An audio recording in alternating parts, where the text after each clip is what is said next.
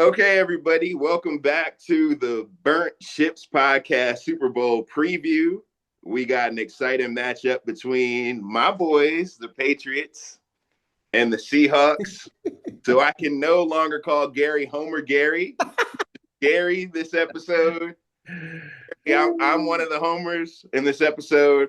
We got returning champion Brian Leverette, former D1 Virginia Tech running back, as well as a former coach, here to drop some strategy and some knowledge on us and help us analyze the matchups. And then we have a new guest who is representing Seattle. Gary, I'll let you do the honors here. Yeah, absolutely. Introducing Neff, otherwise known as my nephew Maye, born and raised Washington State, the 206, former high school player himself, and a lifelong Seattle fan. Here to rep for the Emerald City. Yep. Okay. Thanks for having me. So welcome. Joy to have everyone on the program. Thanks for joining. First of all, we have to do another victory lap about last year, because if you listen to us, you probably want some money. Gary and I told you who was going to win the Super Bowl. Gary correctly predicted who the MVP was going to be. We correctly predicted some of the X factors and sleeper players. So hopefully this year we give you that same sort of accuracy. And with that, let's tackle some of the biggest storylines going into Super Bowl 60. So the first one on everybody's mind is, will Seattle get revenge for Super Bowl 49? As we all well know, Malcolm Butler, with a clutch interception in the end zone, sealed the win for the Patriots. And Seattle fans have voiced their frustration about that, whether it's Richard Sherman, Marshawn Lynch, people yelling at Pete Carroll for not running Marshawn a second time.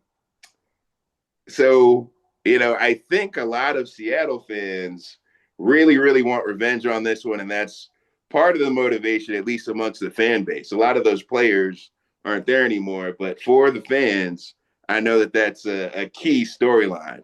So we'll let the resident Seattle fan weigh in on this. Is that a big deal for you guys? Is this like, you feel like you're going to get revenge if you guys win? It'll wash away the frustration of 49? I'll be honest with you. I don't think it'll ever wash away that moment in time, because that is quite literally the worst call of all time. I don't think anything's going to be as bad as that. A lot of people keep on saying throughout the years, it's like, oh, Tom Brady wiped you guys in the Super Bowl. It's like, no, Pete Carroll did. Tom Brady didn't do nothing. Pete Carroll did. You can thank Pete Carroll. It still stings. Every single Super Bowl conversation, I always hope and pray that nobody ever brings up that call, because that just hurts a lot of Seattle fans. I understand. But yeah, you best believe this year, revenge is the only dish that we're looking for. So, hey, it'll be a good game. I get it. As far as Patriots fans, we all want Malcolm Butler to be the honorary captain for the game, for the mojo. We'll see whether or not that works out. I know that he's been invited to several events. I think the next topic, it's more memorable for Patriots fans, I think, than Seattle fans, because he wasn't on your team then.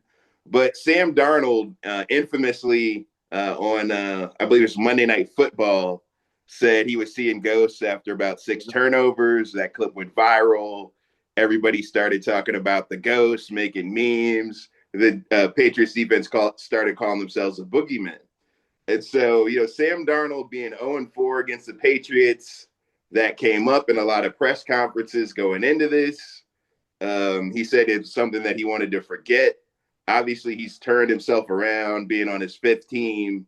Seems like he might have found a home in Seattle. But, Brian, you as a hardcore football fan who watches games that don't involve your team, how much of that can mess with a player if they've had that kind of nightmarish game and been reminded of it, memed on it? Can any of that affect them in a new game when they face adversity, or is it water under the bridge at this point?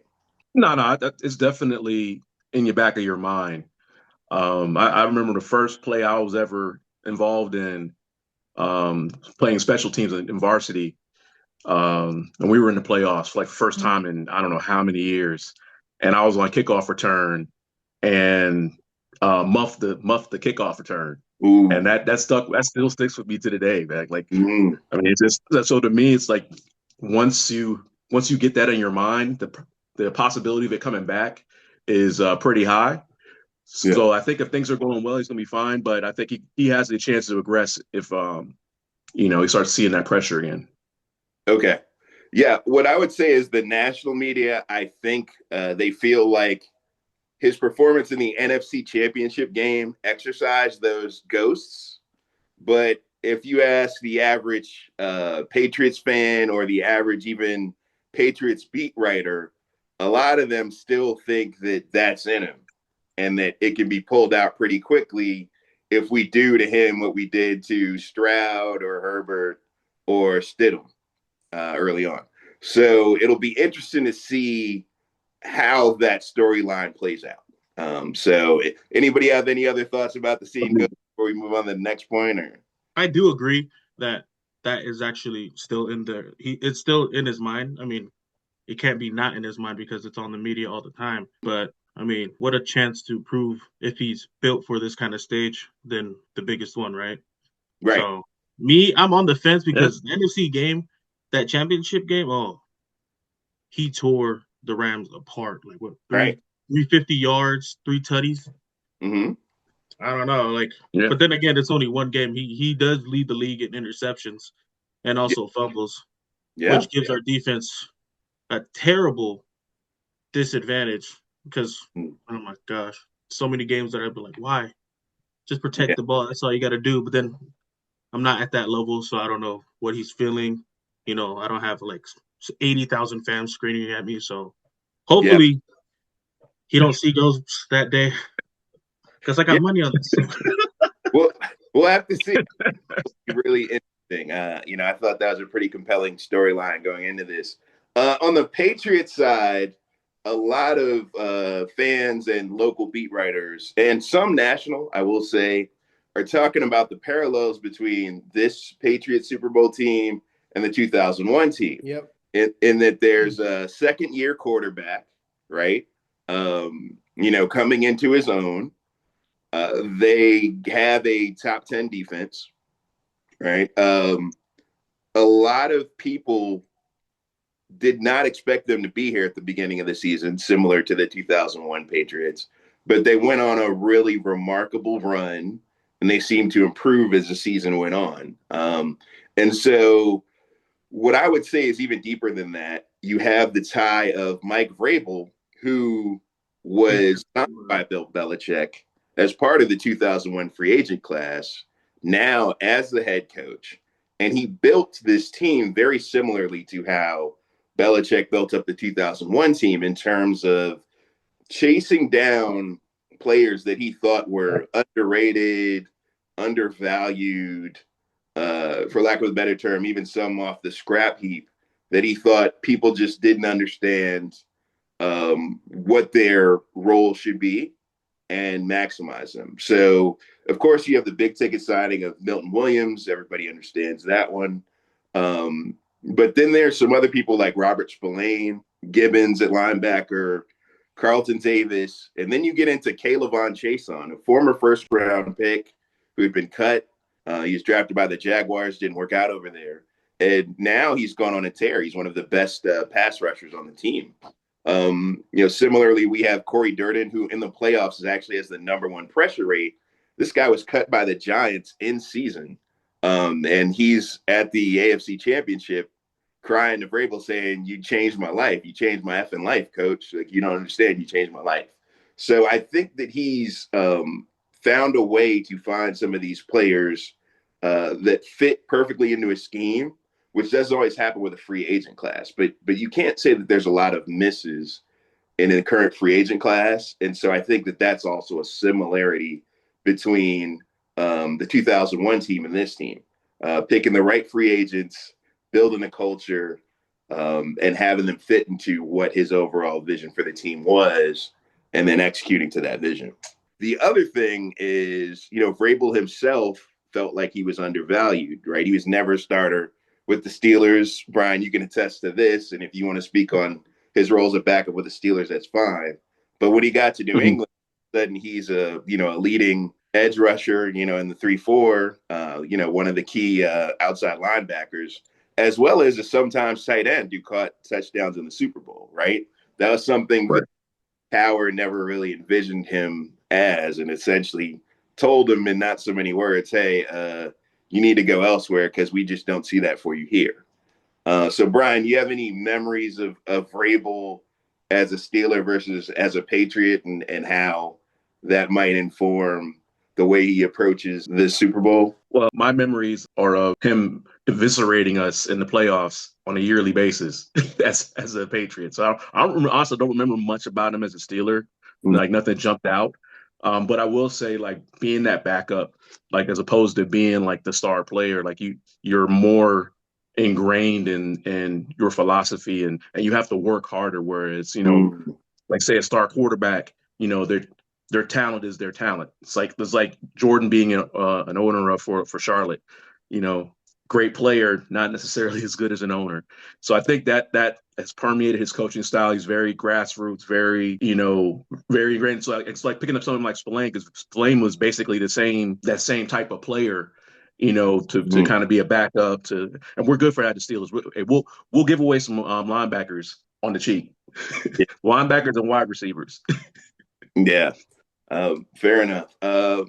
I think the other thing, and this is the last storyline before we get into the breakdowns, is this is the first matchup of defensive head coaches since the 28-3 game, right? Where, Belichick, famously a defensive coordinator, Dan Quinn, also famously a defensive coordinator before he took the head coaching job for the Falcons.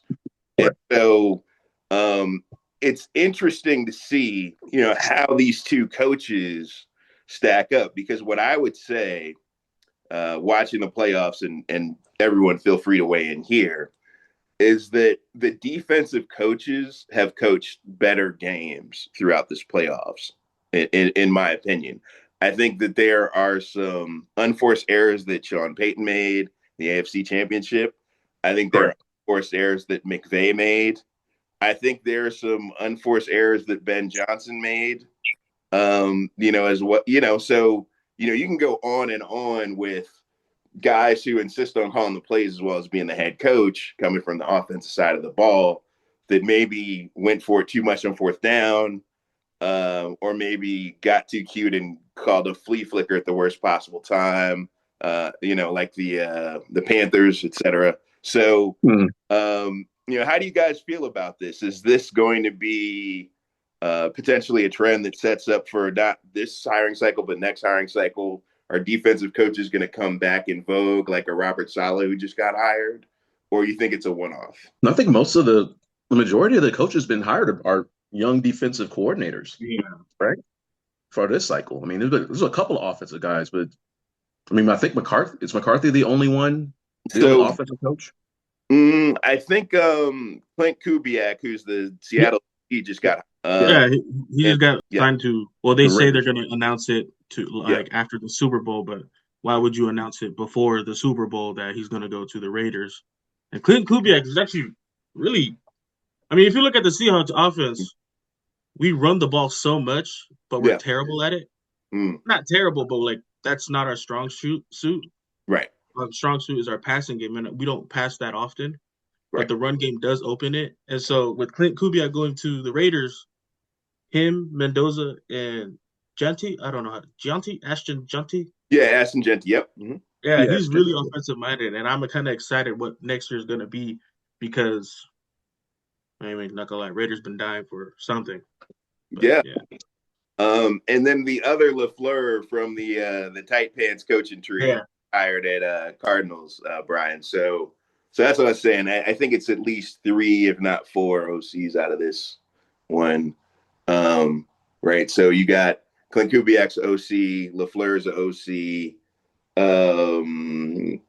What's his name as an OC? Right. McCarthy has an offensive background. Who's the other one?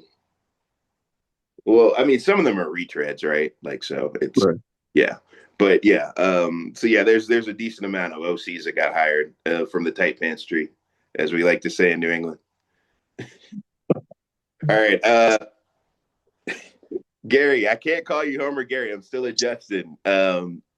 Anything that you're seeing on these trends, or you think this is a one-off in terms of two defensive coaches? Yeah, I mean, I'm sort of I don't know because I think it's situational because I'm in Eagles territory where our problem is our offense. So we're looking for a good OC right now. So in terms of the trend lines, I'm not really sure about that. But I do think what one thing that you brought up the parallels and I know we'll probably get into this later, but I think there's also parallels on the Seattle side. They're very reminiscent of the team that won in when was that, 13 or 14? The Legion of Doom. So it's sort of similar. Yeah, There's yeah. a lot of parallels in terms of their run game and their defense. Legion of Boom. Um, Sorry. oh yeah, Legion of Boom. So I find that the same thing with Sam Darnold. Like, well, actually, Darnold with parallels similar to Brady. Like he's got to.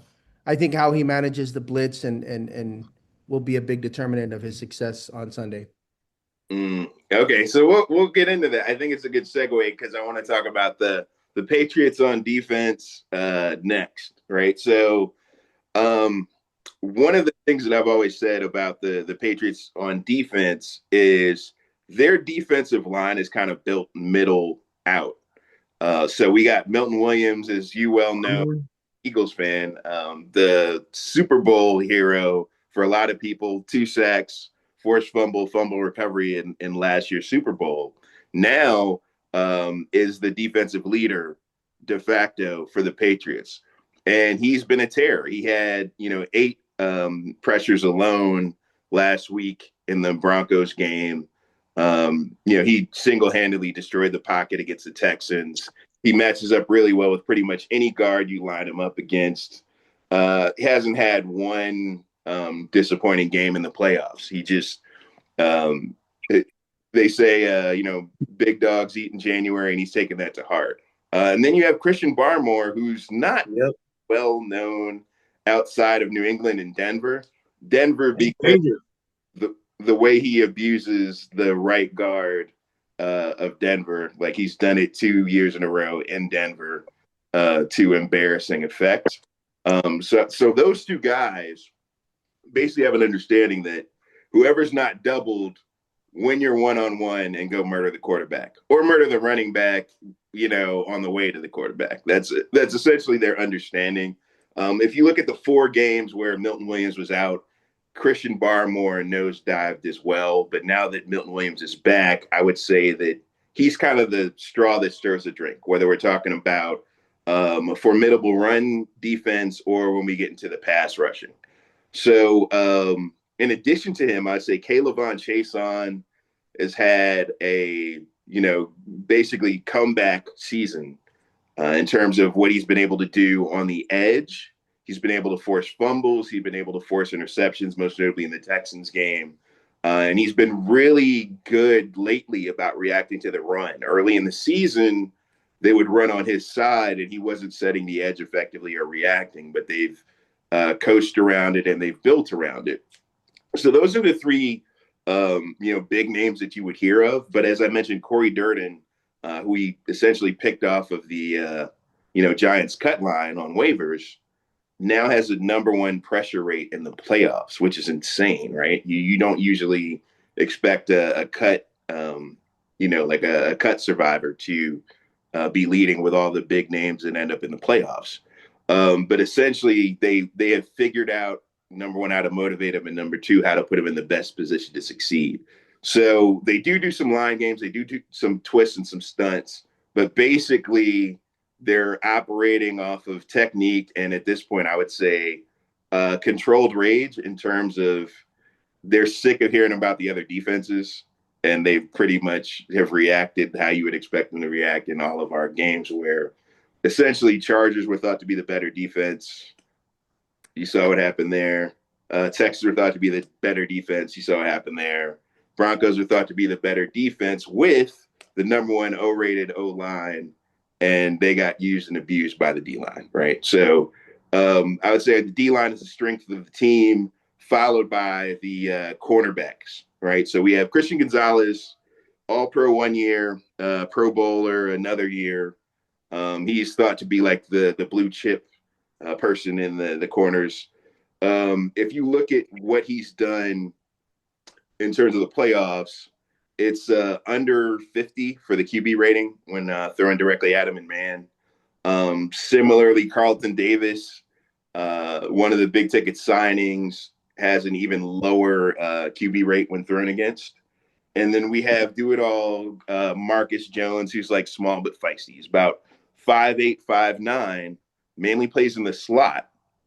But he has speed for days, and he's known for baiting QBs into throwing into the flat and then breaking on the ball for a pick six. He's done it twice already this season.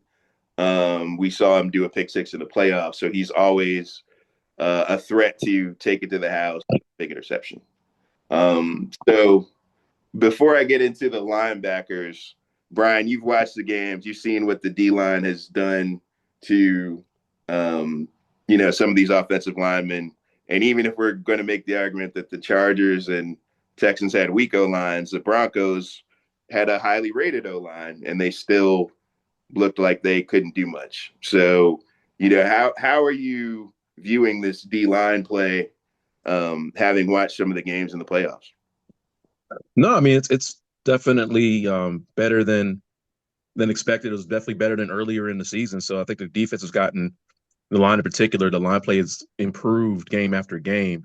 And to be honest, I mean, they're very opportunistic, and they're taking advantage of, hey, you got backup tackles, hey, abuse them. If you got, or you got a backup quarterback and the passing game is going to be limited, then you use that to your advantage. And I think you guys, the Patriots, have done a very good job of maximizing those opportunities. Yeah. Okay. So that brings us to linebackers, unless we had any other feedback. So for the linebackers, what I'll say is this is where I wouldn't say we necessarily have stars, but this is where we have our quote unquote glue guys, right? So if Milton Williams is the leader and the enforcer and the tone setter, then Spillane, when he's healthy, is considered to be the glue guy, the signal caller, the guy that gets everybody in place, the guy that'll see things early and adjust or point out the adjustments or the watch for situations in a way that when he's not in, it seems like the defense takes a step back. I know that he's got an ankle, which has limited him in practice. So far, the philosophy has been to manage him until the last minute and then have him practice the last couple practices with an eye on him playing in the game. I say that Spillane is the one player that if he can't play, I would say the defense's chances take a hit. They don't completely go off the cliff, but they will take a hit just because he's the glue guy. We have another guy, Christian Ellis, who has gone from a cut candidate to potentially a growing into like a budding star. I would say for people who've watched nationally, him blowing up Jackson Dart on the sideline and then forcing a fumble against the Giants on Monday Night Football, that might have gotten people familiar with him. But overall, he's made a decent amount of plays like that since that game. So I'd say he's on the rise. I think next year he'll be even better. I think this is his breakout year and hopefully leads to better things. Our safeties are okay. I'd say, we have a rookie safety who's actually playing really well. And Craig Woodson. And then Jalen Hawkins is streaky. He will either pick you off or he will blow a coverage. So I'm not saying that he's a problem, but he can get got, on the right play. So that leads me to, what does the Patriots defense need to do to upset Seattle? And I'll let you guys weigh in on this one after I give my thoughts. I think that their best chances lie in that middle out pass rush, because if you look at Seattle's guards, the right guard is absolute trash. He's a 59 out of 60 in the PFF ratings, and Seattle fans hate him. Seattle fans have called for him to be shipped out. I'm not saying anything that anybody doesn't know who's a Seattle's fan. everybody hates him. There's probably for sale signs planted in his yard after every game. It is what it is. The left guard, Gray Zabel, is a rookie, so he'll get better. But right now he's 44 out of 60 in the PFF rankings. So the thought is send the D tackle depth at those guards, have them give up pressure inside, and make Sam Darnold throw early or throw quickly. That's the initial when it's base. But what the Patriots have done in the playoffs is blitz a lot. It's because other than Caleb on Chason, we don't really have edge rush. So they manufacture rush with angry blitzes, and they will switch up the coverage behind it periodically to the point that a lot of quarterbacks can never get settled in terms of what coverage they're going to see. So it might be zone behind it one time, man behind it another time, matchup zone behind it another time. And they really do spin the dial when it comes to the blitzes. They're at a 38.6 blitz rate, which is, I think, the highest in the playoffs right now. What I think they need to do when it comes to blitzes is turn that all the way up. If you look at the Vikings game where Sam Darnold really couldn't do much at all, had like a 60 QB rating, and JSN only had like 23 yards catching. Brian Flores essentially just had the defense blitz 60% of the time. You can't blitz 100% of the time because eventually, the offense is going to adjust. But 60% of the time is pretty high. But you saw what Sam Darnold did, which was basically nothing. Now, they won that game because Minnesota Vikings quarterback was the backup, and he was horrible. But in terms of frustrating Sam Darnold, they did a very effective job. One other stat that I've seen in terms of Sam Darnold against the blitz is he has a 5% interception rate, meaning if he goes back 20 times, he would throw a pick. So if he throws it 40 times, that's 2 picks. So if it's a situation where they are able to stop the run, get him in 3rd and long, and blitz the heck out of him, and he ends up having to throw 40 times, then that's a recipe for success when it comes to the Patriots defense. So I'll let you guys go around, see if you've seen anything different. I know quarters sometimes will go against that defense, but Brian, this is kind of where you can talk about what you're seeing. No, you hit it pretty much on the head. I think, the inside pressure is you're going to have to do something to get the ball out of Darnold's hands and keep it out of JSN's hands. So, I mean, it's going to be pressure. Inside out will be preferred. But yeah, I think that's the only way y'all win. Y'all have to force turnovers. Yeah.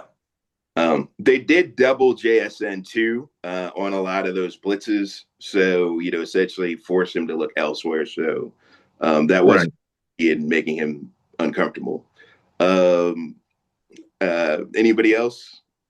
I actually do agree with a lot of what you said too, because as a Seahawks fan, this past 12 years, our O-line is never a strong point in Seahawk football, and especially with the freaking, oh my gosh, I hate our guard. I hate our guard so bad. If you look at all the stats, it's because of him that we always that Sam always gets pressured. Is because of him. It's always the inside of our O-line is terrible. The outside does its job on most nights, but the inside, man, that's the only issue that I see with us, trying to perform. And on the opposite side of that, I know that we can win the game if we actually just run the ball like last time. We should have run the ball like last time. But yeah, if we can establish the run game pretty early, which is going to be a really, really, really, really tall order. Yeah. Like, I don't need big runs. I just need 3 to 4 yards. 4 yards preferably. But, I mean, Kenneth Walker, our RB, he does a pretty good job of finding those spaces and being a little bit patient. He also kind of sucks because he does do a lot of negative runs. But when you run the ball all the time and you pass a few, that's going to happen. But especially in this playoff run, he's been going lights out with the running game. Yeah, I think Kenneth Walker could potentially be the X factor because even if we're able to stop the run, which if you look statistically, when Milton Williams was in, we had really good stats against the run. Oh yeah, but that's why I said it was a tall order he because emerged as a receiver. Well, also Christian Barmore, Baymore. I don't know how to say it, but yeah, that D tackle is yeah, dangerous. yeah. Oh, I yeah. was looking at it like he's dangerous. I was like, man, Yeah, we need to sub our O line. yeah. It's Okay. just don't like our O line. That's it. So yeah, it'll be interesting. I think the Patriots defense will have to have one of the games similar to previous games in order to keep this competitive. If they have a rough game, then I think it's going to be tough. So let me switch over to the Patriots offense, and then we can start talking about Seattle. So Patriots offense, I think the first player that comes to everybody's mind is Drake Maye, which is fine. He has the most famous shoulder in Santa Clara right now, as everybody's wondering. Is the right shoulder going to be 100%, 90? Can we get it to 80? Is it going to affect the deep throws, et cetera, et cetera? Right. And then the other thing, too, is as you guys know as former players, you hear about a quarterback with a shoulder. You might, bump into it as are rushing the passer, et cetera. Even if he throws it, get that little hit in and pull up, et cetera, just to make him feel it a little more. So that's definitely going to be a concern. Also, looking at him as a passer, he only had one real game where he was like a consistent danger, and I would say that's against the Texans because he had 3 TD passes that were, ridiculous. Other than that, he was more of a threat as a runner. So let's talk about Drake Maye as a runner and how runners perform against the Seahawks defense. Because when I looked at it, I think that somewhere between 1 touchdown and 50 to 70 yards rushing is about what the quote unquote running backs averaged against the Seahawks defense. So the Seahawks defense will give you trouble throwing traditionally unless you're throwing to a tight end. But quarterbacks who run actually have a better EPA, than you would expect. They actually don't defend the running quarterbacks as well when it comes to either a scramble or designed run. So my thought is, even if Drake Maye doesn't have it because of either the shoulder or their wide receivers not uncovering, I think Drake Maye as a runner, because there's no more games left, there's nothing to protect him for after this game. I think that the Patriots are going to have a handful of designed runs, essentially tell Drake Maye, hey, if you don't like the coverage and you see opening, run it, and to hopefully force them into either spying him or going into zone where our wide receivers are more comfortable trying to get open. So that's my thoughts on Drake Maye. Did anybody have any additional thoughts on Drake Maye? Or I mean, that's the great equalizer is his ability to scramble, I think. Yeah. And I think you're right. I think that's definitely going to, especially with the shoulder being questionable. All right. I agree as well. I will say though, if he does run the ball, all it takes is gonna one big hit on that shoulder. Yeah. So it's like a 50-50. But you're right. Seahawks does do the schemes that the Hawks play is really, really focused on confusing coverages against the QB. Yeah. But we do, like you said, we do not a good job on defending if you're a scrambler or not. So a lot of the games that, these guys pick up pretty big runs because the quarterback is doing the running. But yeah, I do agree. He is pretty dangerous at running too. Yeah. You got to find something to disagree with Non. Come on, Brian, say something different, man. Well, what I'll say is the Patriots' best friend on offense will be their running game, and that keeps your quarterback safe. Gives them the ability to play action, which are typically less dangerous throws, and protects them. So if he has a shoulder injury, then I would make make it as easy as possible for him. And if he does happen to run, he runs, but I wouldn't be a part of my game plan at all. Okay. So that segues into the Patriots running backs, right? So we only have two running backs that are really notable after our beloved Antonio Gibson went on IR early in the season. We have Ramondre Stevenson, who, since he came back from Turf Toe, has been the leader in 20-plus yard runs, believe it or not. That was a surprising stat for me because Ramondre Stevenson doesn't even lead the team in terms of yards. Travion Henderson does with 900 in the regular season. But what Ramondre Stevenson is a complete back, meaning he can, run, find the holes. He rarely loses yards on his own, meaning if he's met in the backfield, it's because our O-line screwed up yet again on the left side. It's never because he was dancing and not getting to the hole and not following the blocking. Additionally, beyond his running ability, he is an elite pass protector in third down when that's an assignment. Notably in the Broncos game, he took on a defensive tackle and allowed Drake Maye to make the flea flicker throw to Mac Hollins, which was the standout throw of the game for Drake Maye, right? So what I would say is Ramondre Stevenson, a little foreshadowing, he might have to be one of my X factors. I think as Ramondre Stevenson goes, the team will go. If Ramondre can get enough yards to keep it to third and short, and if he can do what he's normally capable of in the passing game, he also is a decent receiver on screens. But for Drake Maye's protection, they've used a lot more of his pass blocking abilities because Drake Maye seems a lot more comfortable when he's back there as a cleanup guy, right? When Travion is in there, Drake Maye can get a little more skittish if he sees that the rush is winning quickly. Travion Henderson, we love him. He's a home run hitter. When Ramondre went down, he suddenly went off. He was going for like 50-yard runs. I would say, if you watch what he did against Tampa Bay with 2 over 50-yard run touchdowns, you watch what he did in the second Buffalo game when, Ramondre had just gotten back.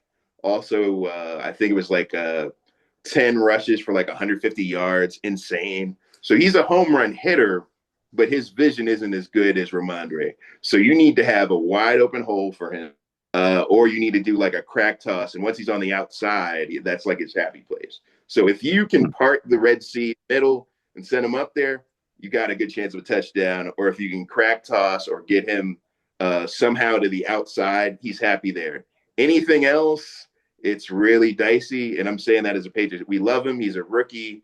His vision will probably improve as he gets more reps. But it's feast or famine with that guy. Like he might break a 70-yarder or he might just hit somewhere that's not where the hole should be and fall down. So, running backs, anything you've seen from these two running backs, Brian, that you think is noteworthy? No. I mean, you covered it. I mean, I do like the kind of the change up in styles. I think that could help with the running game, especially if you're going to rely on it more. Mm-hmm. I think you hit on the head with the screen game. I think having the running backs available in the screen game, especially receiving, and I think that's gonna be a big help for your offense. Yeah. All right. So I'll do speed round with the next few, and then we can get into Seattle. So at wide receiver, Stephon Diggs is the brand name. He did have 1,000 yards this season, so that's not nothing to sneeze at. He right now at this point in his career excels in finding holes in the zone, or he's really good at scramble drill because he's a veteran and he knows, what to do as Drake Maye breaks contain and it's, kind of almost playground ball. So I'd say that's where he's at. He has been doubled a lot, but he sometimes gets singled up if there's an elite corner and isn't always able to get the type of separation that he once did in his earlier years. So I would say he's our zone beater for sure. on man. It depends on who he's matched up against and whether or not Drake Maye can break contain and get everybody trying to plaster instead of playing straight up. For Booty, he's our contested catch guy. He's like a downfield, generally contested catch guy. For some reason, he owns Darryl Stingley Jr., I guess because they were LSU teammates and he knows all his tricks. But he's the only guy to really torch Darryl Stingley with any consistency that I've seen that's not in his division. But that's kind of where he lives. If he's against a corner like Pat Surtain, who can really keep that closeness and compete with the actual catch attempt, then it's going to be a challenging day because after he broke his ankle and had to have the screw in, his speed just isn't what it once was when he was thought to be the first round pick his freshman year before that all went sideways. Let's see. I would say of the others, Mac Hollins is a matchup nightmare. He's 6'4", bordering on 6'5". He's a great blocker that'll play that tight end role and then get the late separation. So he's great for the trick plays and all that. If he's featured, it's because he's probably taller than the corners that he'll have against him, and he's a safety blanket like a tight end for Drake Maye when things go to complete crap. Pop Douglas is our man beater that plays with more consistency, but he's tiny. So his catch radius is not what you would like for somebody who beats man. So we love Pop Douglas. He's one of the fastest or quickest guys. He consistently gets the most separation on the team yardage wise, but again, he's tiny. So, if it's a clogged middle of the field, Drake's not always going to be able to see him and get it to him in a way that'll be consistently efficient. And then we have Kyle Williams, who's a rookie. He's had 3 great long bomb breaking touchdowns where he just beat the coverage and outran. But if you don't throw him a perfect ball, he's probably going to drop it. That's the struggle with Kyle Williams, and that's why, other than his blocking, he's kind of there to be the field stretcher, but it's like 1 TD every 3-4 games. He's not a consistent threat like he hopefully will be his second year when he makes a second-year leap. That's the wide receivers. Not that interesting to me. Like, I love them all, but none of them individually, I think, are game breakers. How do you guys feel? Did I catch it all? What do you guys think about these wide receivers? Anything notable? No, they're kind of mid outside of Diggs. Yeah. And, your only weapon is Diggs, to be honest, and Maye, but that's who I'm worried about. Yeah. Other than all those other guys, to be honest, I didn't even know their names. I only knew Stephon Diggs and Drake Maye. Well, so that's the thing. With the McDaniels offense, it's kind of matchup based. So there's games where one wide receiver might not play at all. There's games where Diggs only got 20 snaps, right? Yeah. But that's just what the plan was. McDaniels is a very much game plan first guy, not these are my stars guy. Now, of course, if it's a Randy Moss, that's a different discussion. But, as much as we love Diggs, he's not Randy Moss. If it's Randy Moss, that's all you need, to be honest. Right. And he's not Gronk and he's not Edelman. So the thing is, depending on the matchup, it's interchangeable. So that's why. So Diggs did get his 1,000. The other two, Hollins and Booty, are at about 550 yards. It just kind of depends on what matchups they're trying to exploit, what they're trying to run, and who they think is good at blocking so that they can set up the play action. What I would say about the O-line really quickly, the left side is admittedly trash because it's 2 rookies. It just is what it is. Will Campbell had a respectable game against the Broncos. He actually held his own against Benito because Benito is undersized. But that's it. Will Anderson made him look silly, as did insert Charger D-lineman here. He just really couldn't do anything against them. Let up some strip sacks. Jared Wilson, the left guard, he's still kind of learning the position. He was a center last year for Georgia. They moved him to left guard. He hadn't played guard in 2 or 3 seasons. So he's still learning the position. He's athletic, but I'm just being honest. That's the weakness of our line. Center Garrett Bradbury has actually overplayed what people thought. The Vikings cut him. They thought he was trash. He's actually thrived in this new system. Right guard Mike Nwenu is the star of the line. He's the best O-lineman we have. And then Morgan Moses is a wily, huge vet. So my general thought is if they do the right side of the line for their runs, their scrambles, their bootlegs, and maybe have Stevenson on the left side of Drake Maye to clean up whatever the left side of the line gives up. They might be able to, for lack of a better term, die slow against like a pass rush. But that's where I'm at. I think the left side of the O-line is the most glaring weakness with the Patriots offense, and it's not even close.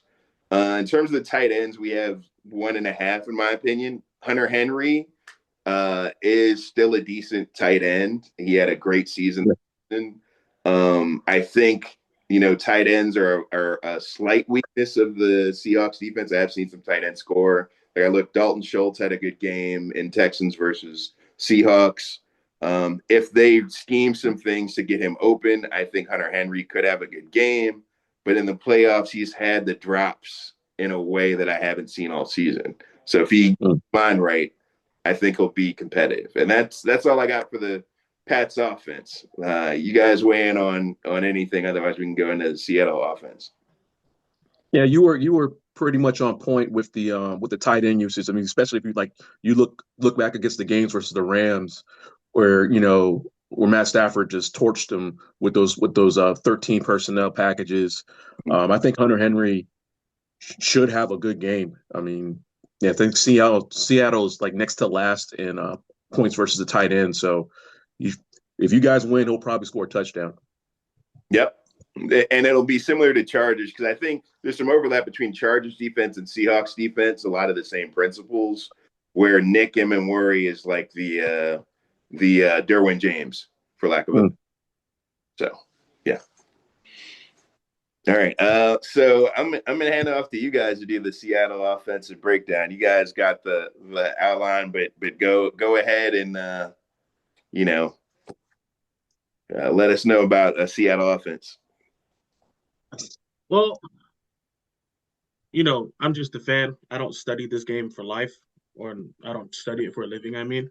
But, as a fan and watching, learning a little bit more about the Patriots defense and knowing a lot about our offense, the only issue that we have, well, there's two, I believe, the issues that we have as a Seattle offense is him, Sam, either seeing ghosts or, like, I hope he don't see ghosts. I hope he has the same kind of game that he did at the NFC Championship because then we can win the game. Because I don't know, those 4 picks, like earlier in the season, I was like, bro, might as well go play for the other team. You're playing the defensive side is your wide receivers, but the second one is our O-line, especially our guards. Like, he's terrible. Whenever our guard does a pretty good, I know it's Zabel, but I don't even want to mention the other guy's name because I kind of forgot him. But I just know that he's terrible. Whenever he does something good, I follow Seahawks fan base, social media. Is it Bradford? Like is that his name, Bradford? Bradford, yeah, Bradford. I hate that dude. Oh my gosh, he reminds me of Justin Britt, like earlier this season. Well, Justin Britt wasn't that bad, but man, he can't block for nothing. I feel like he's on couchy, betting against his own team. That's what I feel like he's doing. But if we can just hold the line and just, go inside all the time and just, punch through. Like, wait, can I cuss in here? I don't know. Oh, my bad. I'm not on a podcast. It's cool. I won't tell your mom, you God-fearing nephew of mine. No, it's like what Marshawn said, you got to run through a motherfucking face. So that's all we got to do. And once that happens, JSN's going to be open. Rashid's gonna be open, and low key, I think the one that's gonna bring us the bowl, the people that don't really look at it, is Cooper Kupp, because he's been there before. He knows what it takes. And on the defensive side, Jones does have been there before too. But Cooper Kupp, I don't know. Ever since the Rams dropped him, he took JSN onto a different level. Like, look what he did with Puka. Now Puka's like the number one guy. I put Puka over JSN. That's kind of terrible for me to say, but I put Puka Nacua over JSN as a wide receiver. It's fair. That's because you're a Polynesian homer. Yeah, not gonna lie. That's because that's the only reason why. It's because Nakua's side was. So I was like, hey, I'm sorry, JSN, you're my teammate, but that's the homeland right there. But yeah, Cooper Kupp just has the discipline to stay laser focused. A lot of our guys have not been there in that position before. And I mean, our old line is the only shit that we got to watch out for on offense, at least. So let me ask you this though: Zach Charbonnet is out. So yeah, that's fine. We got Kenneth. Right, but if you guys have 60 plays in the game, is he enough? Do you have a backup RB? Is he going to be able to handle 60 plays worth of punishment and blocking? And I mean, they don't need to be 60 plays. I mean, it just needs to be the right kind of place to get there. I mean, Darnold, the only thing he needs to do is just stay disciplined. Against, I'm pretty sure the Pats are going to run blitz heavy because you guys have been running blitz heavy. Mm-hmm. And if he can stay disciplined, follow the plan, it's going to be a pretty good game. Especially if he can get the ball out under 2 seconds. Yeah, he's got to get the ball. If he holds on to it, then the Patriots. Yeah, if he holds on, we lose. Patriots will feast. Yeah, we will lose. But then what else? Go ahead. I'll go. I was just gonna say real quick to Lottie's point. Yeah, I mean, I think if they can push through, on the interior, and really just kind of also limit Drake Maye's escape routes. I think that's a big key for them on defense, because they have an elite secondary. So I think to Nad's earlier point, the run for Drake Maye is sort of an X factor. And I agree on offense. Darnold just has to get rid of the ball and really see the coverages. Right. And not hold on to the ball too long. If he's unable to do that, I think that's a key for me. That's a key of the game. If the Pats want to win, is they want to pressure him on the blitz and make him uncomfortable and have to make those snap decisions. So, and also, if you looked at the NFC Championship, we actually ran a bunch of screenplays. Mm-hmm. Yeah, and those screenplays gave us a bunch of yards too. Now this game, I low-key, in my humble opinion as a fan but not a coach, I think we should start using Rashid to run some jet sweeps, confuse their defense, because they're going to be blitzing hard. That's what I think they should do. And Rashid's fast. Yeah, he knows he's fast. That's just what I think he should do. Okay. And going back to Kenneth Walker, is it going to be enough at running back? I think for running the ball, I think it'll be fine. I think where it comes up where you're going to miss Charbonnet is in the passing game. Going back to those screens we're talking about, because Holani is not. He's dropped some passes. He's not very experienced in the passing game from what I saw last week. You need to use tree wax. You got butterfingers. I'm like, bro. Yeah. So I think that's where it's gonna be something you notice. And I think another thing that could help out with Sam Darnold is moving the pocket. So just don't let him sit there, be a sitting duck. Get him on some bootlegs, get him on some play action. Where he might hold the ball a little bit longer, but it protects him as far as having cuts off to a third of the field or half a field, and protects him from there's usually one or two reads that are available on plays like that. Plus, you get better pass protection with the play action. So, I mean, that's my 2 cents. Is he mobile? Is Darnold mobile? Yeah. No, he can move. He makes some pretty decent passes on like running and stuff, but that's not where his A game's at. His A game is like being a little bit more traditional, stay in the pocket. I mean, he can move around the pocket and stuff, but when I can't count on him to be a Russ, like a prime Russ where you can just play backyard football and stuff. But on play action, I mean, JSN is a demon. I know I don't know about Gonzo. I don't know if he can hold up JSN, but I mean, I think he can. We'll see. Well, We'll I don't see. think so. Yeah, I think we'll see. You Don never said know. he was going to get double out, and I agree. And that's, you had brought up Cooper. I think Cup is going to be he's one of my dark horses. He's one of my X factors. I think he's going to make a play in the third. Oh, He's going to make a couple he's of gonna key make a catches play. when you need it in the third and fourth quarter. I mean, he is a Super Bowl MVP. Reliable. So let me ask this, and then we can kind of break down the Seattle defense a little more. As we know, like the pressure against Darnold and how that works as going to be a key point of the game. In the past, because it looks like he led quarterbacks in turnovers. So some seeing 14 interceptions here and like at least 6 fumbles. So why does he turn the ball over so much? Is there a common thread? Is it that the protection broke and he got hit with a blindside hit on the fumbles, or is he careless with the ball? What? Because I know what the elements are when Drake fumbles, but what is it around Sam Darnold and why he turned it over so much? You ask me, who do I ask? I want to know too, man. But I will say, it is because of Bradford and Zabil. I don't know how to say his name, but it's a lot of those interceptions is because he's getting pressured a lot and he has to move out of his comfort zone. Right.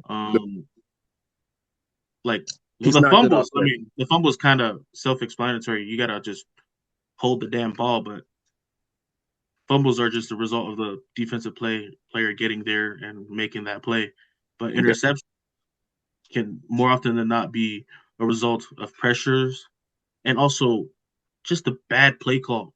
That's why I'm kind of scared of Barrymore, your guys' deep tackle.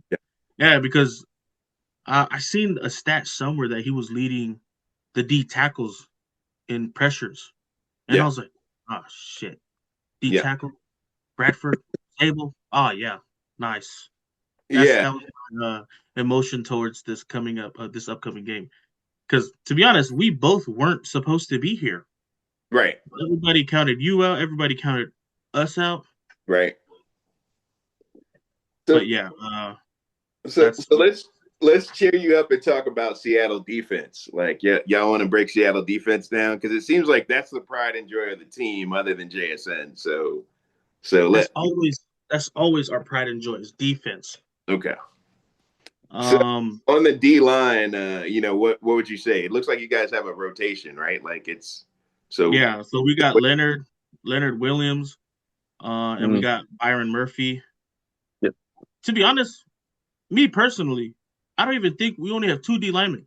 That's how I look at it because the way that McDonald sets up his schemes, I don't know I don't know football, but if I did, I would be confused as hell because they're saying, oh, we got to put 7 in there. Oh, we got to put make it look like we're blitzing, make it look like we're pass rushing or whatever and whatnot. And he does a really good job of doing it, except for this NFC game because Matt Stafford just tore our defense apart like crazy. The only reason why we won the only reason why we won that NFC championship was because of that dropped punt pass, and that changed the momentum. Once you get in Seattle, if you get the fans riled up, that 12th man really does come into play. Really does come into play. Yeah. Like it became the fumble, like the kick return too on the 2013 when we went against the Packers, and it was that kick return and they hit the head. That's the 12th man in play right there. And I mean, shit. My bad. I'm just going back and forth reminiscing about the old defense and this defense. It's very, very similar, but it's also very not similar. Our LOB, Legion of Boom, back then was more so personnel based because I'll take the crown. I'll take it. with pride that we have the greatest secondary in all of football with that Legion of Boom. I don't think anybody can come close to that. I mean, being defense 3 years in a row, I thought it wasn't going to be done again. But with this defense, with some of these rookies, and especially with also Ewan Maury, he is just a freak of nature. He kind of reminds me of Hamilton and with the Ravens. Like he can play. Oh, right. He's a linebacker, and also kind of like Cam Chancellor, but better in like the skill set that is available to him. So, in my opinion, to get for our D line, if we can stuff the run up and keep Maye use his arm throughout the whole game and keep on rushing him, we can win the game. Like keep him under 40 yards of rushing, we can win the game. And also our edge rushers too, within Wasu and Math. I can never say his name. Math. Mafe? Yeah. Mafe, yeah. Yeah, those guys are pretty good at keeping scrambling quarterbacks contained. Sometimes. I mean, some of the other big runs are kind of crazy. I forgot who we went up against, but what about your corners though? Like, how do you feel about Woolen and Witherspoon? Like, where Woolen and Witherspoon? Yeah. Oh man. Well, let me get to the linebackers because we got Ernest Jones. Okay. That's our Captain America right there. Okay. He's very solid. He knows, he knows what to say and how to direct our whole defense, to be honest. And he's kind of like the rock that keeps everything grounded. Okay. Hopefully he keeps Woolen grounded instead of talking and all that shit. Man, I was so mad when he was talking in the NFC Championship to the Rams line, and then we got unsportsmanlike conduct. But Reek Woolen and Witherspoon, and also our secondary, Julian Love and Ewan Maury, they're pretty. And Kobe Bryant too. Yeah, Kobe Bryant. Yeah, R.I.P. Kobe Bryant. But yeah, Kobe Bryant too. They're dangerous. And especially with Drake not Drake. Oh, yeah, Drake Maye as being a rookie quarterback. I mean, second. Sorry, what was that? Second year. He's sophomore. Oh, man. I guess. I would still Alexa, stop. I would still count him as a rookie in the Super Bowl, but I don't think the Pats have gone against a defense this confusing. I mean, you got Houston, but Houston was just dogs. They're like one-on-ones. They're just like, hey, we'll take this and we'll keep fighting. But Seahawks defense is very, very scheme heavy. They try to trick you and make you think, oh, it's a cover 3. It's a cover 1. Oh, it's man. They like to do all those sorts of things. And especially that last play too, when the Rams were trying to go for, what was the wide receiver's name? They were trying to go to somebody, but was it Nakua? No, it wasn't Nakua. It was somebody. Was it Nakua? I think so. If you're talking about when the time ran out, Nakua caught the ball, but didn't get it. Oh, no. I'm talking about when they're on their touchdown drive, when it was 27-31 still. They had 4 minutes, and they went for it on 4th and 4 at the line. So when DeMarcus Lawrence, we got DeMarcus Lawrence too. When he pulled back, Matt Stafford's like, oh, where the hell do I go? And so he threw it to the tight end, and then Witherspoon blocked it. And also Witherspoon's, I think, number 1 in the league for defensive tackles, for defensive stops, I think, if we would call it that. Pass breakup? Pass breakup, yeah, I think he's number 1. Okay. And for your guys' like Hunter Henry and stuff, I loved Hunter Henry when he was with the Chargers, but now, he's all right. I mean, I think Nick Emenwari can pretty much, hold cover up. Yeah, cover him. You guys are pretty bad against tight ends, man. Yeah. Hey, I'm just saying, Hunter Henry ain't what he was. No. But I think our our X factor is going to be Witherspoon? I think he's in the same tier as Dalton Schultz this year, Yeah. right? Like I'm not trying to argue that Kyle Pitts on any day, right? But I think he's in that Dalton Schultz tier, right? Like he's a go-to guy in a scheme that values passing the ball to multiple receivers. Yeah. Okay, so the only similarities I see, and Brian, feel free to weigh in terms of defenses that Drake Maye has gone up against. I would say the Chargers had similar principles, where Derwin James is a Nick Nuri, or I'm sorry if I'm butchering his name.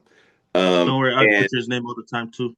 And I would say the Ravens, where Kyle Hamilton played a similar role to Nick Nuri. And so I would say the Ravens, it took him till second half to really figure it out and start scoring.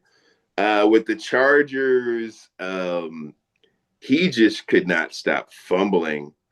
That was a real issue. Like if he had been, 20% better with the ball, I think we could have gotten out of there with a much better score. But so I would say the Chargers did frustrate him, and that he relied a lot on his legs, honestly, to stay in the game.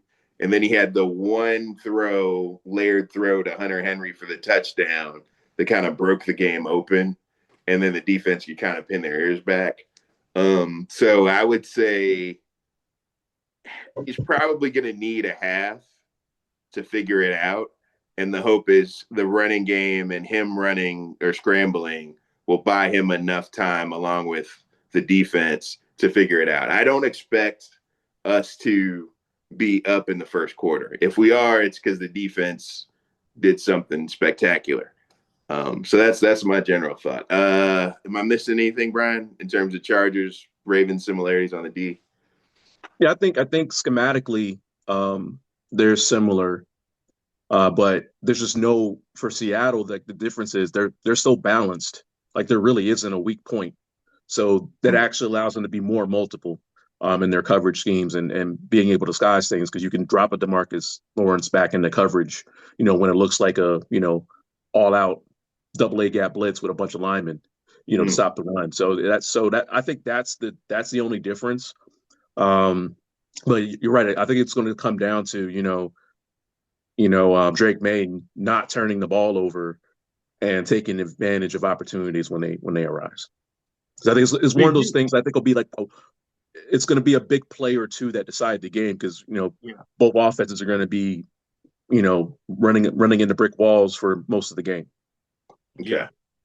So with that said, this is usually time where we pick like our X factors. Like we go around and pick 1 to 3 players for each team that we think have a potential to decide the game. So, Gary, I'm going to start with you because you haven't talked in a while.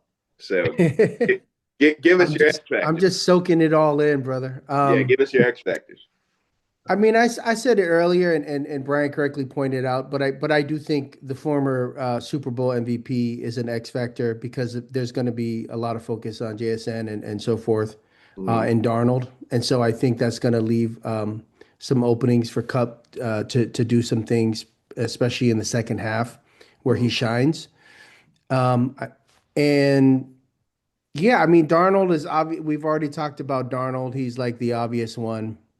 And I just think the running game, I think for Seattle, if they can mix it up and establish the run so that it opens things up for the passing game, I think that's a key. If Kenneth Walker has the game that we know he can have, so I would put it down to those two if I had to pick dark horse sort of X factor candidates. Okay, Brian, who you got? For me, I've kind of already mentioned it, but I will say for the Seahawks, Rashid Shaheed's going to be is my X factor, because he can affect the games. Remember, he's also their kick returner, and he can bust one out. Yeah, that 4.2 speed does matter. Yeah. So with that, and on offense, being that kind of that gadget, like we're talking about end arounds, or if Cup and JSN are both open, you got a speedster that could take the top off of defense. So I think for the Seahawks, that's my X factor. For the Patriots, it's going to be Hunter Henry for me. I really think that that's if there is a chink in Seattle's defense's armor, that's what it is. And that will also, if he has a good game, that means the game plan was effective because you're protecting your quarterback by keeping the ball, in manageable spots. So those are my two. Okay. What you got? Get some more X factors for Seattle from the nephew. I also got Cooper Kupp too, because I said earlier, when it was my time to shine, I said his experience in the big game and also his reliability is pretty. He's all reliable. I mean, he's going to make some pretty important plays out there as well. So he's going to be my X factor for offense. My defense X factor is probably going to be Reek Willen. I think he kind of has something to prove, especially on that stupid play where he was chirping at the sidelines. I know he's also pretty good too. So I hope he locks down Diggs. Okay. They're going to be talking it up too on the line of scrimmage as well. Okay. I would say for me, on the Patriots side of things, I think the X factors are going to be Milton Williams on defense. I think Milton Williams is born to shine in the playoffs. Similar, we used to have a guy named Dante Hightower. He he saved us from games. He was the one who stopped Marshawn Lynch from getting into the end zone before they pick. A lot of people don't know that. And he was playing with one arm. He's also the one that strip sacked Matt Ryan to get the 28-3 comeback started. I think Milton Williams is going to replicate his Super Bowl performance with 2 key sacks, a forced fumble, and a fumble recovery, if not more, given the state of the interior of the Seattle line. So Milton Williams for me on defense is my X factor. On offense, for me, it's Ramondre Stevenson. I think if Ramondre Stevenson is locked in and he does what he can do, not only running, but also pass blocking, potentially a little bit on receiving, and he continues the run of 75-plus yards over the last 6 games that he's been in, 75 total yards, I think the Patriots have a really good chance to win this game. For the Seahawks, I think JSN is the X factor because our weakness is actually WR1s. Part of that is we were misusing Gonzalez for a long time before we got our crap together. But, we had a interim defensive coordinator. Like the one we originally had got cancer, thought he was going to die. And so we had to elevate the inside linebacker coach. That being said, I think JSN still, he even torched the Texans defense, so I can't sneeze at that. And then for the defense, I would say, I think Nick Iwanori. I think if he rises to the moment, he could be disruptive in places where we would normally attack the Seattle defense in terms of running backs out of the backfield into passing, and then also tight ends. And then also if he's somehow mixed into a blitz or whatever, and our line doesn't pick it up, then that could be problematic. So those are my two. Those are my 2 X factors for the Seahawks. I forgot to put my pats in. I agree with everything you both said, and I'm going to throw in Vrabel's coaching there as my X factor in addition to. Okay. Yeah. So to expand on that, one thing that and Brian, I know you being a former coach, you probably picked up on this quickly too. What I noticed is that Vrabel is really mindful about slow substitutions on passing downs where, the offense decides to substitute and then he'll have his defensive players take forever to get in. They'll get in before the delayed game, but you might have some 5 and 2 seconds to snap the ball by the time they get settled. And it's very intentional. But they do it to make it look like one guy will be like, "Oh, I'm not in, you're in." They know who's supposed to be in. Believe me, they're well coached, but they will milk that play clock. That's what happened on the Stidham screw up. It was like he had 2 seconds to snap the ball, so he couldn't stop, take a look at how the alignment was, who was in coverage, etc. He was worried about getting the snap off because in that snow, you don't want to have the delayed game penalty. So it'll be really interesting. If Seattle is not crisp about their substitutions, then believe it, Vrabel will drag his feet and have Sam Darnold,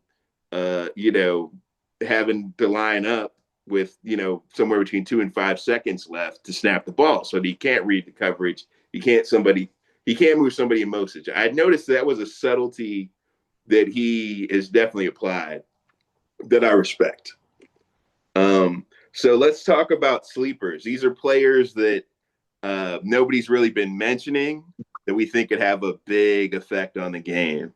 Let's see, Brian, I'll start with you. Like, who are your sleepers for this game? For the Seahawks, my sleeper is AJ Barner. Okay. The Patriots aren't great against tight end. Yeah. And this is the kind of a game that can, pop pass, he could definitely keep the chains moving. So if he has I think he could have a good game. So for the Seahawks, for the Patriots, I'm going to go with Hollis. I think he might be able to break one. He might be able to get a big play down the field, a big chunk play. So so watch out. I mean, and if he has done, he's done similarly in other games in the playoffs. So I think that opportunity, it's going to be like 1 or 2 opportunities. I'm not saying he's going to go out and go for 250 yards, but it might just be that one, big chunk play that kind of breaks the game open. Okay. Yeah. So those are my sleeper picks. All right, Gary, who you got? Who's your sleepers? I mean, I think JSN. I know JSN is like their main receiver, but I think counterintuitively he's gonna have an even bigger game than we think even with all of the extra attention. Okay. I think for the Pats, I think Booty has the potential to do some things for the Pats and step up, outside of Diggs. So, all right, I'm gonna actually dig in the crates here and let people know about a name they probably don't know if they're not Patriots fans. Khyiris Tonga. Okay, that's my sleeper, and the reason is this big boy plays fullback on goal line situations or gotta have it situations, as well as he is our number 1 run defender statistically. So he's in the D-line rotation, but he will get in that backfield and try to plow whoever is in front of him over. Yeah. If he can take 2 or 3 people's manhood along with him, he will, unapologetically, and he'll get hyped and he'll do one of these after, and it just is what it is. So I'm going to say the sleeper is Khyiris Tonga. If we see him lined up in a jumbo package or whatever, there's going to be a run. We're going to get yardage, and somebody may get embarrassed on the play on the other side. That's the sleeper on the Patriots side. For the Seahawks, I hate to do this, but I'd say the kicker. Okay. No, but the reason I'm saying that is I feel like this is going to be a defensive struggle. I feel like there may be a 50-yarder that may be crucial. And I think that in that situation, the Seahawks have the edge because our kicker's a rookie. Like, I love him, but he's a rookie. Like, and rookie kickers. Was that your guys? And rookie kickers typically suck the most their rookie year. So I'm going to say the sleeper is the Seattle's kicker. I'm sorry, what's it, Ross or Reese or something? Jason Myers or Michael Dixon? I get Myers. That's Myers. Yeah, Myers. So that's my sleeper. All right, so let's go around with. Oh wait, did you do sleepers? I'm sorry. No, I do not. Yeah, sleepers. I'm gonna go. For us, it's gonna be not gonna lie. I think Drake Thomas, one of our linebackers, is Hmm. a sleeper because if he hits that A gap and goes straight for Drake, Mm-hmm. he's dangerous. He hits hard. So I'm gonna pick him as my Okay. sleeper. And also for the Pats sleeper, not gonna lie, Henderson, Trevon, I don't know, is it Trayvon? Yeah. Travion. Yeah. Travion, yeah, Travion Mm-hmm. Henderson. He's Yep. fast. Yeah, he is. If he gets a gap and he sees a lane, I know we only do 4-man rushes on Seahawks, but Right. man, if he hits that gap, jeez, he's gonna be out of there. Okay. Well, then let's start with you on game predictions and MVP predictions. This is where we make people money. No pressure, but we were on it last year. So Oh, okay.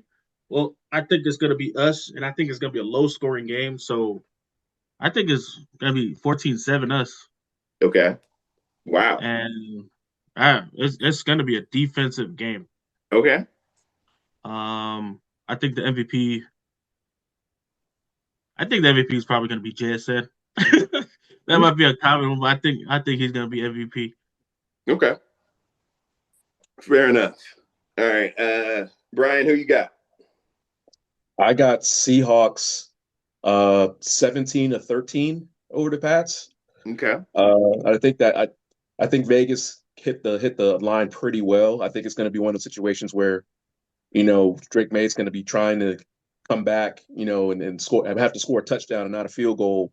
And I think that'll be either that or a key turnover is going to be, the deciding factor of the game.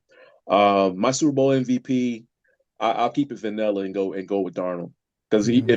if they're going to win, he's going to have to play well. So Okay. Yeah. that's my MVP. All right. But I'm not mad at JSN, the JSN pick either. Okay. Gary, who you got? Yeah, I pretty much agree. I think there's three likely outcomes: either a close win by Seattle or the Pats, or a blowout by Seattle. I don't think it's going to be a blowout.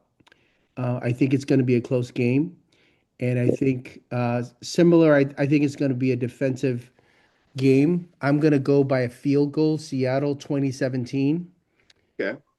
And yeah, I mean, I hate to just go with Darnold, but I agree with that assessment. I mean, either JSN or him, but I think Darnold because that was one of the keys that we all agreed upon.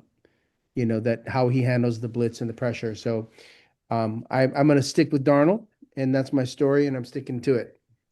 Cool. All right. Nice. So I'm going to say this, and I know people are going to think that this is a homer pick, but it's not. All right. Back in 2001, we were 14-point underdogs. Nobody believed in us, despite having a decent defense, despite having decent special teams, and a bunch of scrappy dudes that just rallied around each other, insisted on coming out as a team. No individual introductions had been done before. And this team reminds me of that team. Underrated. Everybody's like, like they got no chance. They're done. The other team's defense is more important. None of these guys matter. They're lucky they're here. They lucked their way into this. This is going to be, wash. And, New England teams thrive off of that shit. So I'm going to go with New England in an upset 21-17 MVP Drake Maye. And especially if Stafford gets named regular season MVP, it's going to be a whole lot of pissed off Patriots because they're already pissed off about not getting love as a defense. If Drake Maye doesn't win that MVP, they're going to be pissed off to the highest levels of festivity. And that is an underrated motivator. Trust me. And if we're up and the Seahawks keep looking at that scoreboard and realizing we're the favorites, how did this happen to us? and Darnold starts getting that flashback, watch out. So that's where I'm going with it. Okay. We what do you mean? Our teams were both not counted to be in here. Y'all are the favorites. Y'all are the favorites, there right? Has to be a Like favorite, y'all at least are one everybody game. picking y'all. By Hey, a we might be touchdown. the fans' favorites, but Vegas' favorites is you guys. So hey, I don't know, man. Y'all are favored by 4.5. By 4.5. Yeah. Oh, what I'm saying is, yeah. you know what? You know, bad juju that I just got was the Clint Kubiak. Like in my head, why would you ever release that the week before Super Bowl? So and selling on Kalshi, yeah. On Kalshi, I'm playing it safe and betting on both teams. Hey, so did I say my MVP? Yeah. Drake Maye. Yeah, you said Drake Maye. Yeah. Okay. So that's what I would say. But I would also say as a bonus, watch out for Marcus Jones. Not only is he a great punt returner, leads the NFL history average punt return, he also is good for a pick six. So keep an eye out for Marcus Jones. And that's all I got. So anything we want to do to wrap up?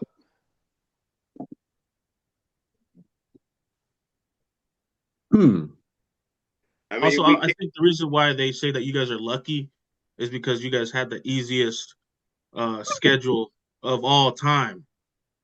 Okay. Also, your guys went. Who did you guys play? Now that I think about it, you guys played nobody. The Seahawks side, we played the Texans, we played the Bills, we played the Panthers, we played the Chargers, we played the Broncos. Like the front end of the schedule was very light, and I think the back end, going into the playoffs, I think that to me that kind of shut everything up as far as the schedule being so weak. Because I mean, you're in the playoffs now, so. Right. But yeah, that schedule was trash. We'll see what happens next year because you're not going to have that same schedule again. I guarantee you that. And the 99 Rams had a similar schedule and won it all. So that's another good harbinger. So we'll see. We'll see how it goes. Do we want to do any Bad Bunny halftime predictions or discussion, or should we just get out of here?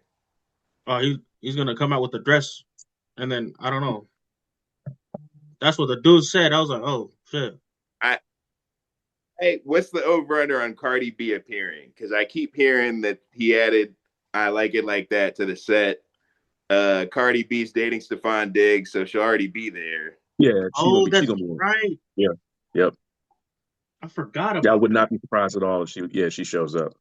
So I would suggest to our fans, if there happens to be not that we endorse betting, but if there happens to be something on apps we will not name regarding Cardi B appearance during the halftime show, you might want to look into that.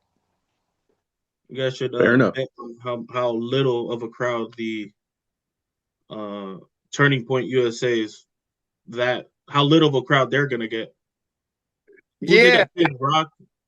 You're muted.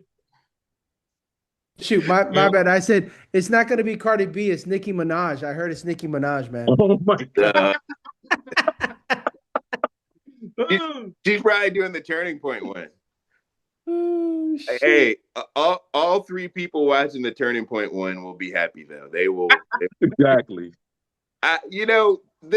This cycle, I didn't I'm used to racists that aren't whiny, so this is like a new adjustment for me. Wait, right? What racists do you? Huh? What racists do you know that are not whiny? They are all whiny, bro. Saying now, like when I was younger, getting chased and threatened, and you know what I mean. Like at least they weren't whiny. They were like, "Hey, look, this is what it is. This is how I feel about you." And yeah, I am a racist. Now what? Like now it's like this weird thing. Like it's like. Even though it's an American, like, oh, he's speaking Spanish, he's not really American. Are you talking about boomer Gen X racist? Okay. I haven't, like this new generation, they just too whiny. I mean, They've been here. The whiny racists have been here for a while, though. That's all I was Just getting at. yeah, like it's like if you're gonna be racist, like at least have some like balls about it. You know what I mean? Just be like, just say you don't like Latinos and you want to watch some country, and then you know what I mean. Like you ain't all the day. Be all packed. Like hey, it's not real America. It's like Puerto Rico is an American territory. Are you sure? Yes. So yeah, but no, I'm with you. We rooting for Bad Bunny. Hopefully it's a fire show. Hopefully Cardi B is on there, wearing a Diggs jersey, bringing everybody luck. Oh hell no! You know what I'm saying? And hopefully, playing the Emperor's March. Dun, dun, dun, dun, dun, dun, dun, dun. Oh my God! Any of y'all watch Tom Rossi? Nah.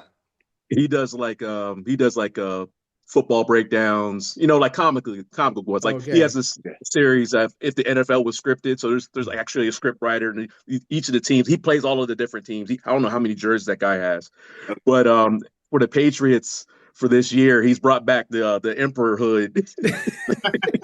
Yeah. Yeah, we're the only thing stopping them from going on another tyrant freaking run for the next decade. But yeah, I mean it's set up. It's set up for him. I mean, the rest of the division's pretty much trash.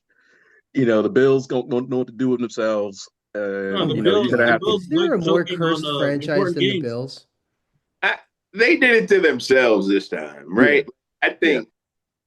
But just that question, like, okay, the obvious ones. I mean, I know we're wrapping up, but like, who's more cursed? The Browns, the Clippers, the Nets, or the Bills? The Browns. You think so? Yeah. You're saying in totality, because no other team's gone to the big show 4 times and lost in a row. Because you have the drive and you have the fumble. Like they just got gutted.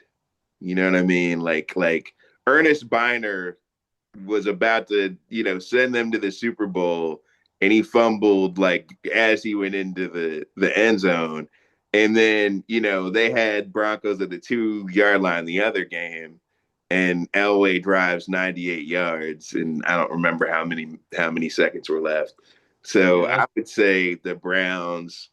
When you look at that quarterback carousel, there's a list of so many quarterbacks that have been there and flopped, and I think the Browns are kind of, the Bills at least had like regular season darling Josh Allen to cling to, and the fact that the media all want him to win so bad, even though he's never going to. Like the Bills had that, so they could strut around like, hey, we won the AFC East and everybody likes our QB.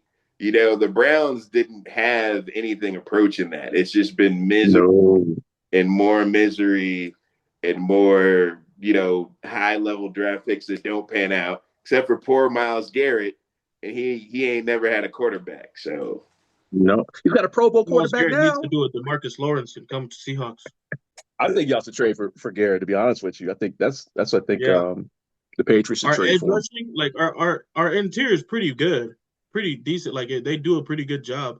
But our edge rushing, if we get another person, because we were supposed to get Von Miller too, like this year we're supposed to get Von Miller, or this season. I mean, he was debating on either to sign with us or sign with the Commanders, and the reason why he went to the Commanders was because of oh my gosh, what's the quarterback's name?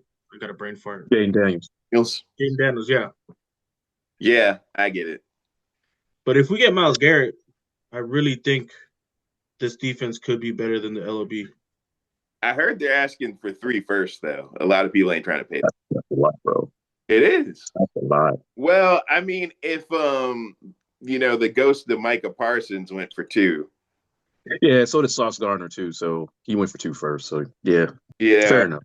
I mean, they might be able to negotiate down like 2 firsts, a second, and a third, but it's still a lot. You're basically giving up a lot of draft capital. We got close. We almost got through without talking about Josh Allen, but you brought him up. No, he brought up the Bills, and I was like, well, the Bills fans at least have Josh Allen and the overhype around him. Yeah, No, the now Browns are that, just that different. Mahomes ain't a factor pretty soon, he's gonna have to deal with Drake May. So RIP for Josh Allen. I don't think Mahomes will be just fine. Actually, He'll be back. Mahomes My ain't going nowhere. Man, I had Mahomes Well, as my fantasy quarterback. He did jack shit dude. this year. I was so mad. Yeah. And I had Had him Uncle, on my team. your running back, Saquon, worthless. Oh my He did That terrible wasn't this week. Saquon's fault. That was our shitty OC. so who's the Yeah, new? I think they just hired somebody who's like a Did we? quarterbacks coach or something. Sean Mannion. They hired the guy. Okay. He's like the quarterback coordinator or something like that. Passing game coordinator, whatever they call it. Oh, they did an internal promotion. Interesting. All right, fair enough. Well, I think that's it, right, guys? I think we can wrap this up. Yeah. All right. Everybody enjoy the Super Bowl. Hopefully you make some more money off of our picks. And we'll be back with Brian when it comes time for the NFL draft preview. Till then, enjoy the game, and we'll be back with new music soon this year. That's what I'm talking about. Oh, yeah, T-Rex. And now he's playing like T-Rex, right? Oh, shit. Oh, shit. Right. Last year we had a preview, and Nan was kind of tripping out low key about what was his name, Campbell or Will Campbell, yeah. All right, y'all. Appreciate y'all. Thank you, Neff. It was a pleasure to have you on tonight. Thank you for repping Seattle. Yeah. Brian, always good to see you, brother. It's been a minute. Yeah, likewise, man. Likewise. Yeah. All right. Thanks a lot. Yeah. All right. Thank you. Take care. Yeah. Yeah. Bye. All right.